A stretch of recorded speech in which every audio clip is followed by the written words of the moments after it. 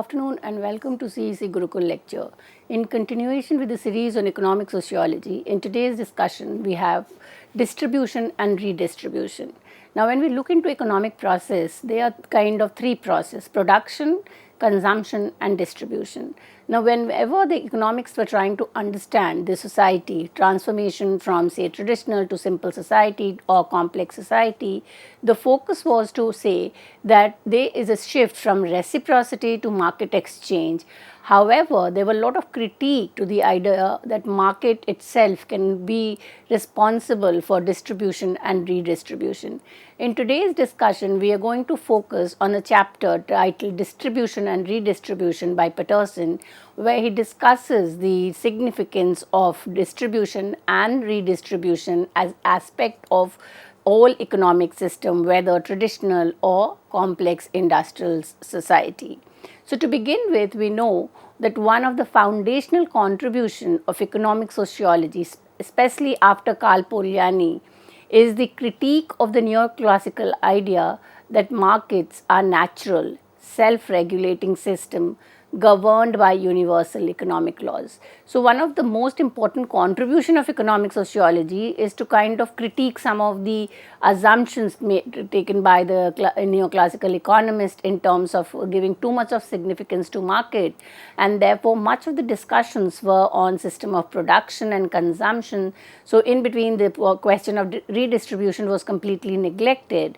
Here we see that an important contribution has been made by Thomas C. Peterson, and he explores how societies organize the movement of goods and resources, focusing on the mechanism of distribution and redistribution from an anthropological perspective.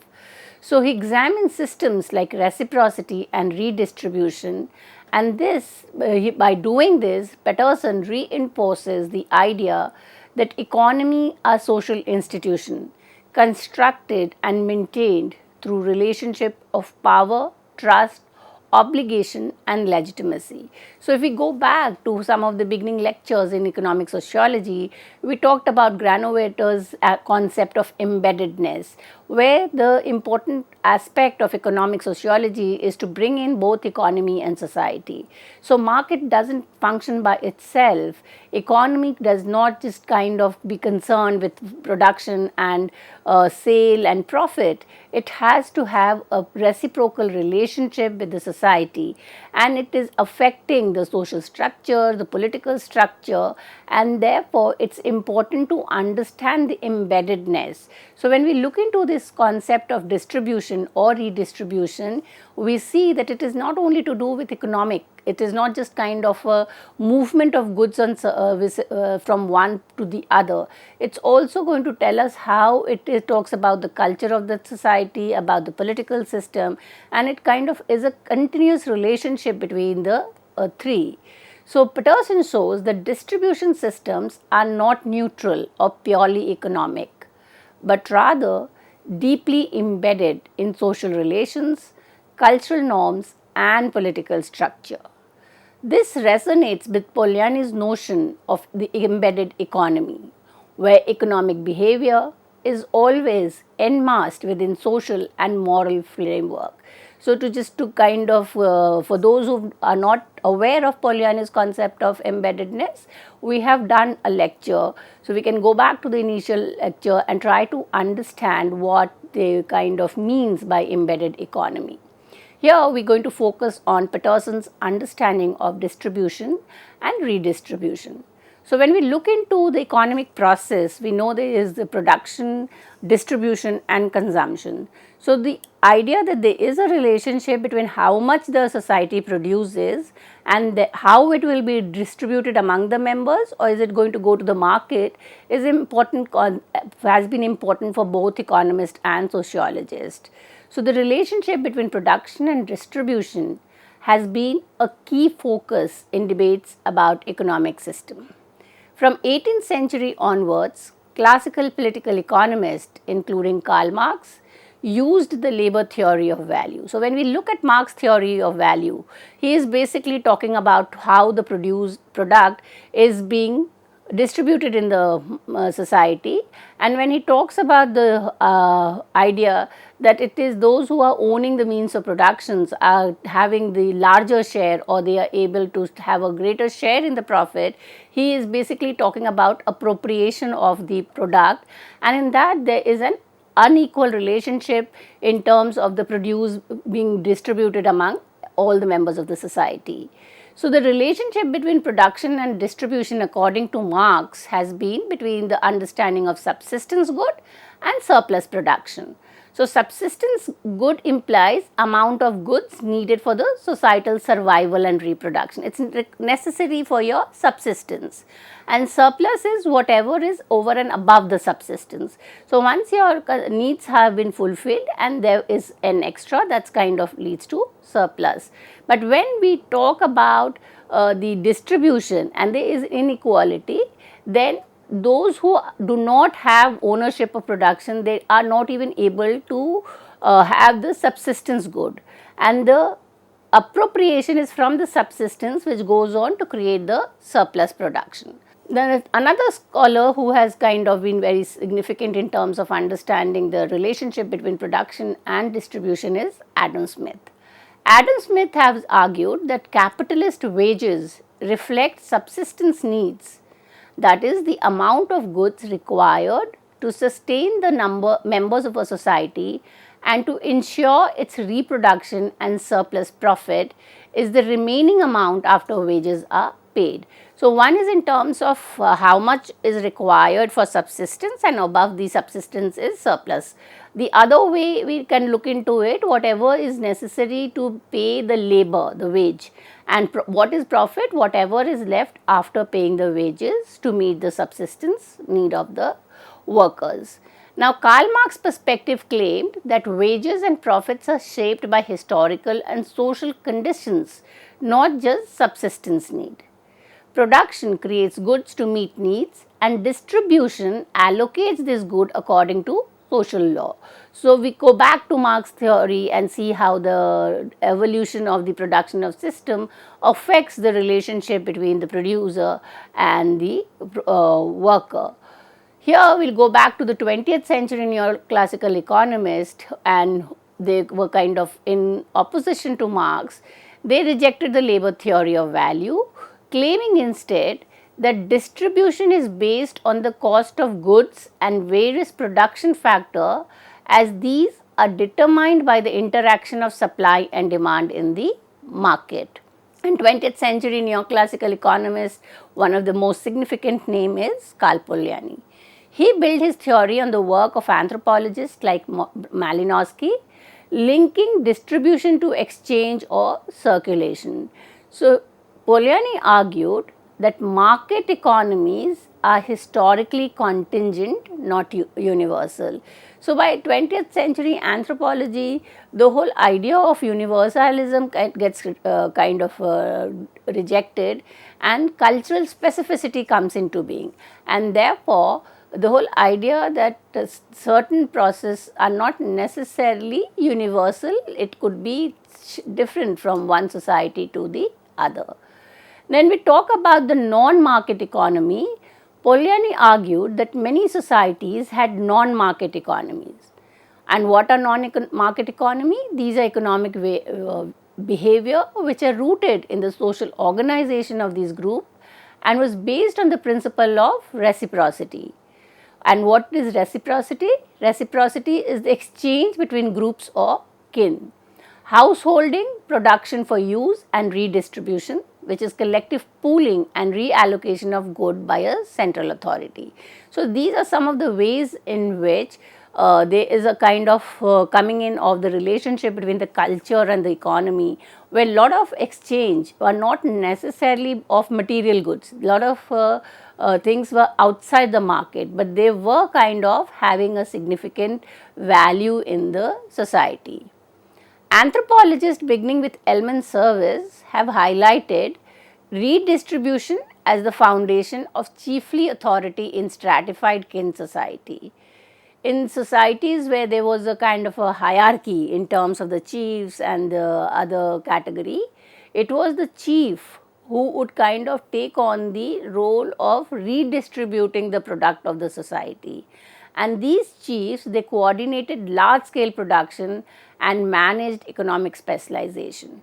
Now, these are different ways if we look into how Patterson is understanding the evolution of the historical changes which is taking place. So, from reciprocity to we go to a stratified society where the chief takes on the role of redistributing the product, and from the chief then we have states, as the state as an institution becomes the most dominating institution for redistributing the product in order to ensure that there is no kind of inequality in society.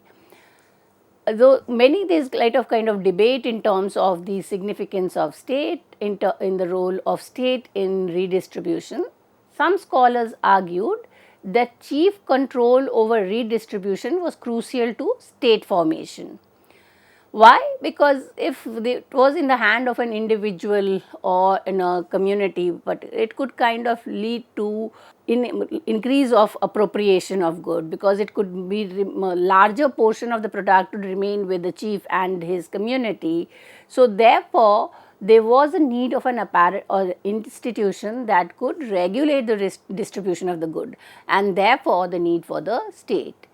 Other scholars focus on the mutual rights and obligation between chiefly and non-chiefly peoples, emphasizing the tension in these relationships.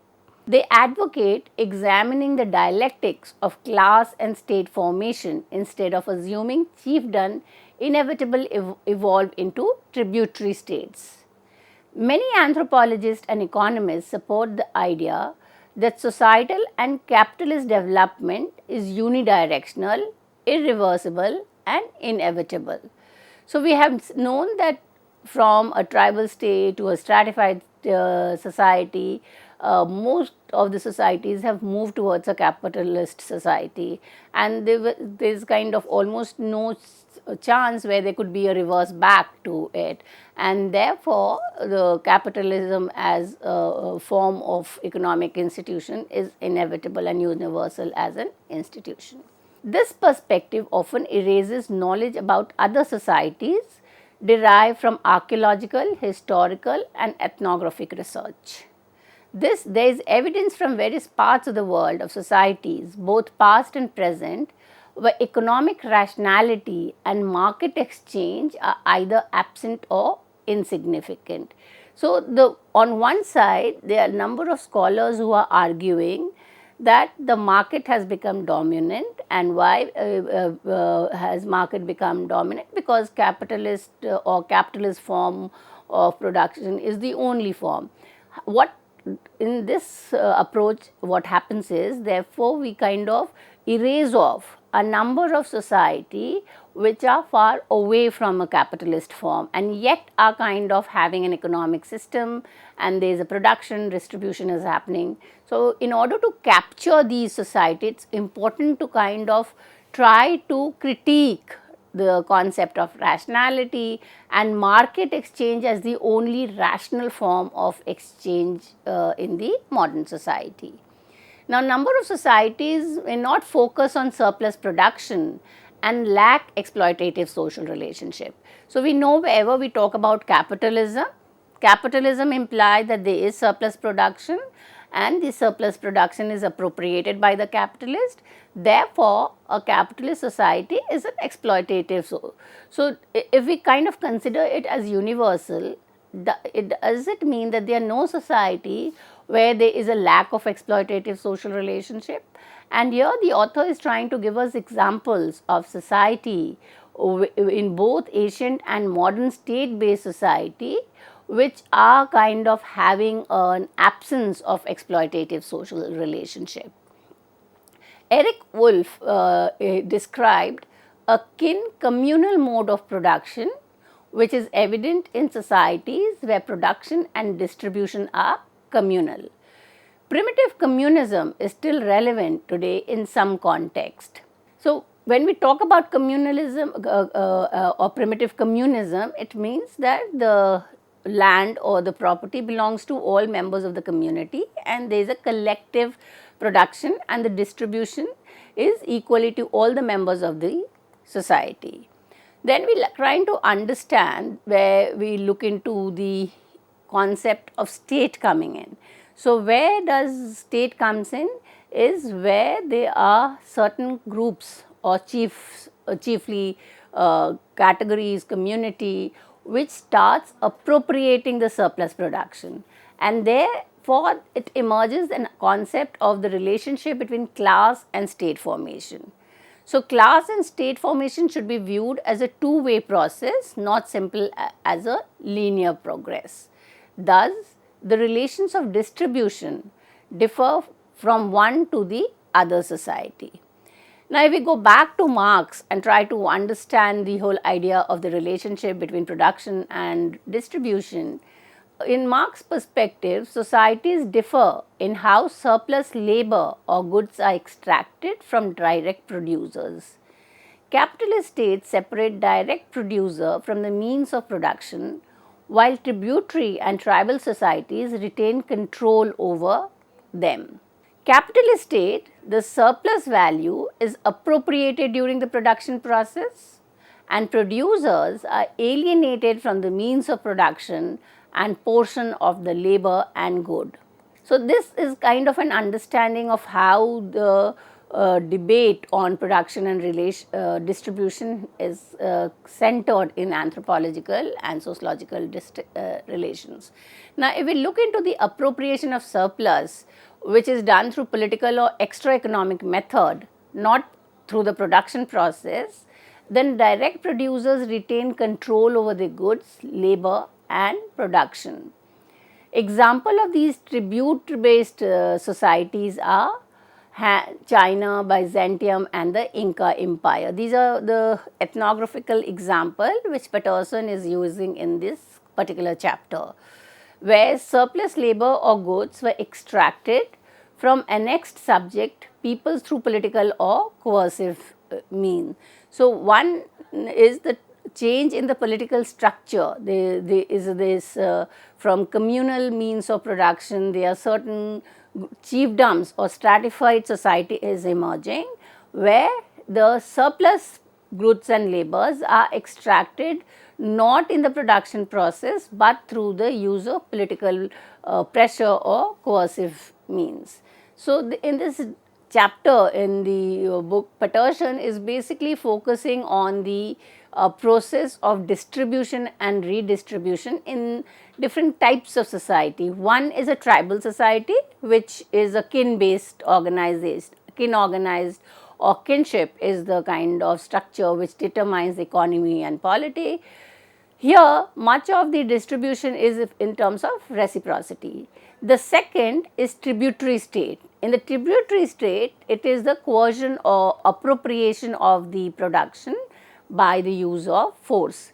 And third, we come to the capitalist society, where the market becomes dominant and the market system and the state kind of plays a dominant role in the redistribution.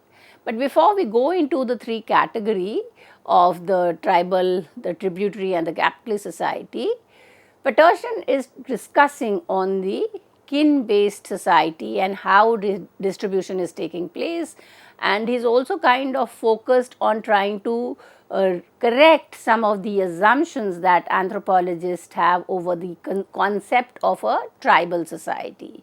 And here he says that two assumptions about tribal society needs to be questioned, or something which is not true that has been studied by anthropologists, and assumptions have come into place.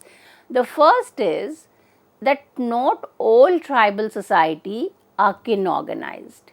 Examples like Dahomey and Hawaii are better described as tributary societies. Anthropologists often recommend avoiding the term tribal for such cases. So, even the use of this term tribal is subjective. It has to be, it cannot be that these are the parameter by which you can define it as tribal. There are certain features which are absent in society which has been termed as tribal. The second assumption that he says needs to be addressed is that during the colonial period, tribes have been administrative units. These were small administrative units which were forced up because of varied political autonomous group, and they were kind of hierarchically structured. These steps were taken as a defense mechanism against the imperialist domination.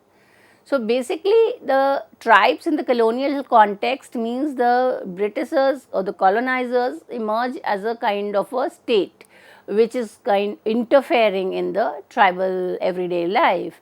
So, state formation created cultural and political resistance in tribal society on various fronts.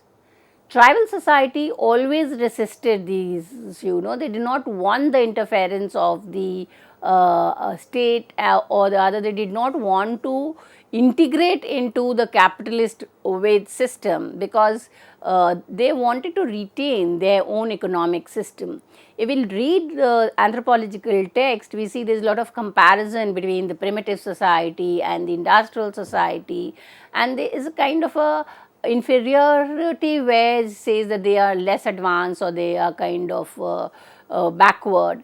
But this was because of the anthropological bias which is kind of doing in terms of theorizing kin based society.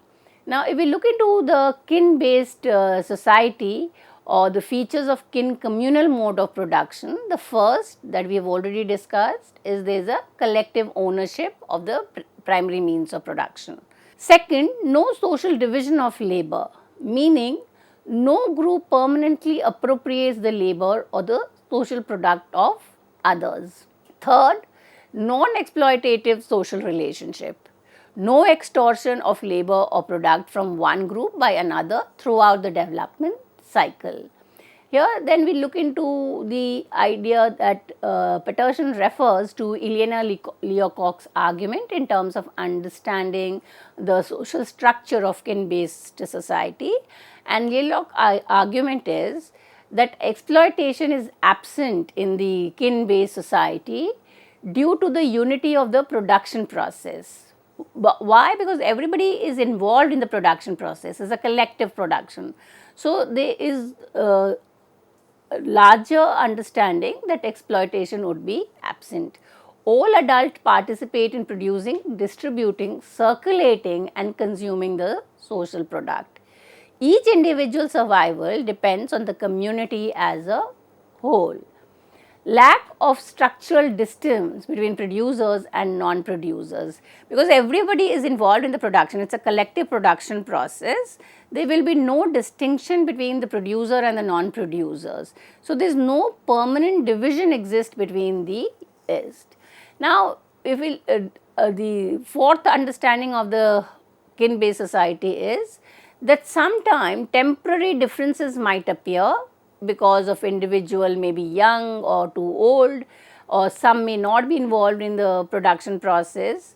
However, roles shift as producers in one labor process and then he becomes a consumer in another. So, the specificity and relativity becomes important.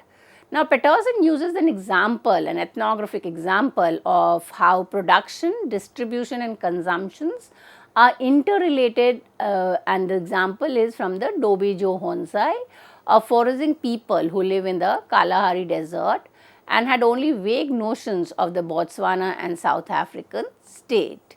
Now, he gives a description of the social structure of the society and argues that they had a co-living group which comprised of siblings, their spouse and children.